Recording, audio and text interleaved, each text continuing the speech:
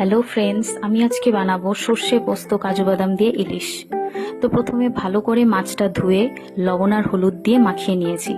তারপর একপাশে কালো সর্ষে, সাদা সর্ষে, পোস্ত, কাজু বাদাম, কিশমিশ আর কিছু লাল মরিচ একসঙ্গে কিছুক্ষণের জন্য ভিজিয়ে রেখেছিলাম। তারপর ভেজানো হয়ে গেলে সেটার ফাইন একটা পেস্ট বানিয়ে নিন। তারপর সেই মাছগুলোর ওপরে আলতো হাতে পেস্টগুলো দিয়ে মাখিয়ে নিন। খুব সাবধানে করবেন কিন্তু, নয়তো ভেঙে যাবে। তারপর কড়াইতে সর্ষের তেল দিয়ে তাতে কালো জিরে ফোড়ন দিয়ে মাছগুলো ঢেলে দিন। তারপর অল্প সামান্য জল দিয়ে 5 থেকে 6 মিনিটের মতো ঢাকা দিয়ে দিন। ও হ্যাঁ, বলতেই ভুলে গেছিলাম তো, অবশ্যই লাস্টে চেরা কাঁচা লঙ্কা দিতে হবে।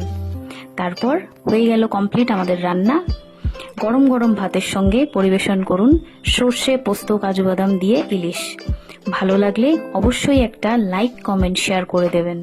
আর হ্যাঁ, অবশ্যই জানাবেন আপনারা সবাই কিভাবে ইলিশ মাছ রান্না করে খেতে ভালোবাসেন। ঠিক আছে, বলবেন তো? ধন্যবাদ।